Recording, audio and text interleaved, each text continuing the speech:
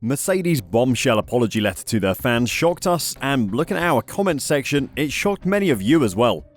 So many of you responded with disbelief, and a lot of you called it out as a terrible move by the team and Toto Wolff. What hasn't surprised us and won't surprise you is that the F1 media has responded in the exact same way. Today, we're bringing you all the reaction to Mercedes' big blunder, and look at where they go from here, including what Hamilton's future might hold. So don't go anywhere. I think to start this video off, we have to start with Toto Wolff, who is definitely the one behind this letter. No team or company anywhere in the world would release something like this without the approval of the boss. This wasn't just some PR intern's weekend homework. We may never know why Toto decided to release this statement, and even if he did try to explain it, it probably won't make any sense. We've all done something that seemed like a good idea at the time, but then you try to explain it afterwards and you just can't get the explanation to make sense. Toto has been incredibly successful during his time in Formula 1, but this is new ground for him. Wolff joined the Formula 1 world in 2009, making him a baby compared to the rest of the paddock's team bosses. He did so by buying shares in Williams and joining the board of directors, before being named as executive director in 2012. A very important job, but not one that gets you involved in the nitty-gritty day-to-day work of running a Formula 1 team. In 2013, he bought a third of the Mercedes F1 team and started selling off his shares in Williams.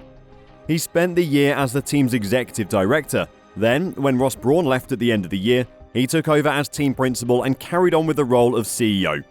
So when he took over at the start of 2014, he came into a team that had been managed by one of the greatest F1 minds ever, Ross Brawn.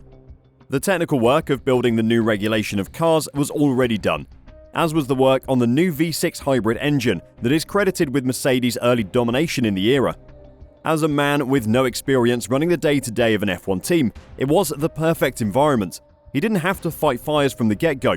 He could just let the team do what they do best. They outdeveloped the paddock to 8 Constructors' Championships and 7 Drivers' Championships in a row, but the foundations for that success predate Toto. Don't get me wrong, Toto is obviously an incredibly intelligent man, and by all accounts he's a good leader.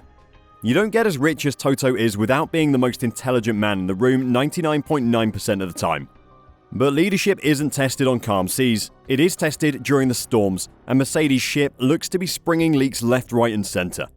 It took just one qualifying session for Wolff to state that the team had pursued the wrong development path with the W14 and ordered sweeping changes to the car after describing race day in Bahrain as one of the worst days of racing.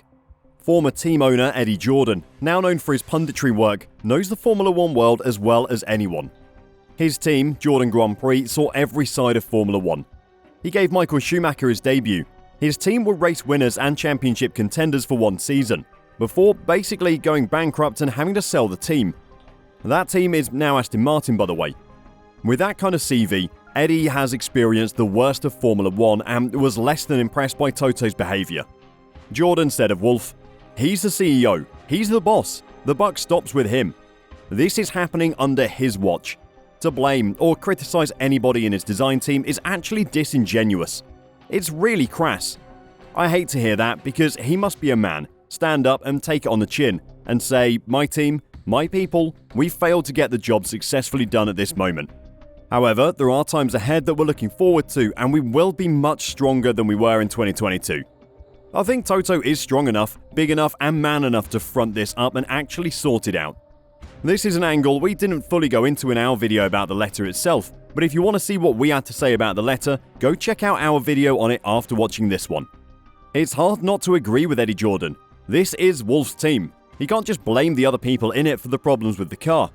At the end of the day, it's his responsibility to make sure the team does the best possible job. Perhaps Toto feels he needs to apologise to the fans for failing his job. There is a term called engineering pride in Formula 1. Top teams quite often have engineering pride, meaning they refuse to copy other teams, or at least they won't admit they are doing it.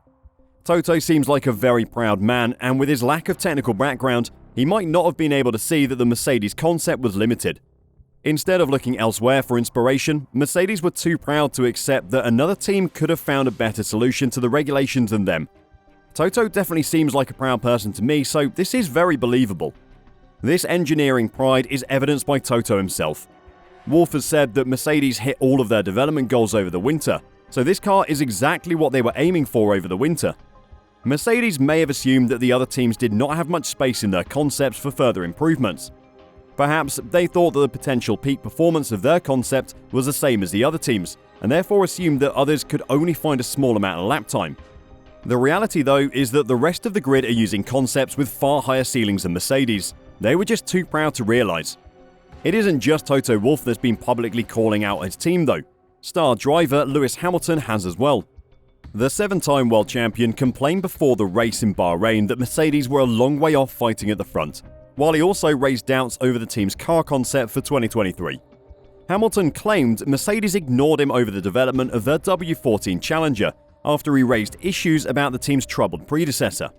Asked if he was surprised that Hamilton called out the team publicly, F1 pundit Martin Brundle told the Sky Sports F1 podcast, "A little bit, but quite clearly Lewis feels he's not getting enough traction just chatting to them. He obviously feels they're not paying attention and he's had to go public with it. It is highly unusual because he's always the ultimate team player, really. A driver like Lewis is not going to want to go somewhere else in a hurry, and it's not a tantrum. He's obviously felt the need to go public with something because he felt he wasn't being listened to closely enough within the team."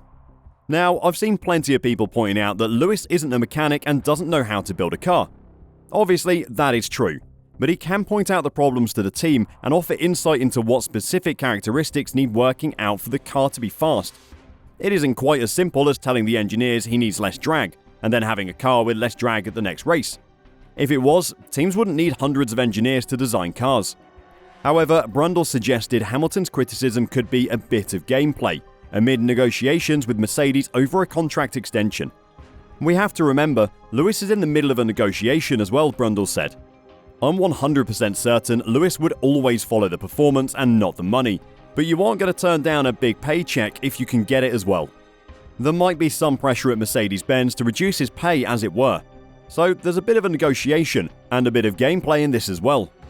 Brundle says he also believes Hamilton will be tempted to try and emulate Michael Schumacher by joining Ferrari and help turn F1's most famous team back into winners. Hamilton has said numerous times throughout his career that he would love to drive for Ferrari one day. Both Ferrari drivers' contracts run out at the end of 2024, but if the chance came to have Hamilton in the car for a year, Ferrari would happily pay off either driver to get him a seat. Mercedes look like they're going to be spending the majority of this year battling to stay at the front of the midfield, behind Red Bull and Aston Martin. While doing that, they're going to be attempting to make a brand new car, and convincing Hamilton that the new car will be good enough to give him a chance at an 8th World Drivers' Championship. That's a lot for any team to juggle. I don't think Bahrain is going to be Mercedes' darkest day this season. It looks like there could be worse to come. Which is a shame because during testing, it seemed like we had a 4-way title battle on our hands, but that number seems to be down to 3 after just one race. What do you think of Eddie Jordan and Martin Brundle's comments about the Mercedes team? Let us know your opinions in the comments down below. And while you're down there, hit that subscribe button to keep up to date with everything happening in F1. Until next time, drive safe and bye for now.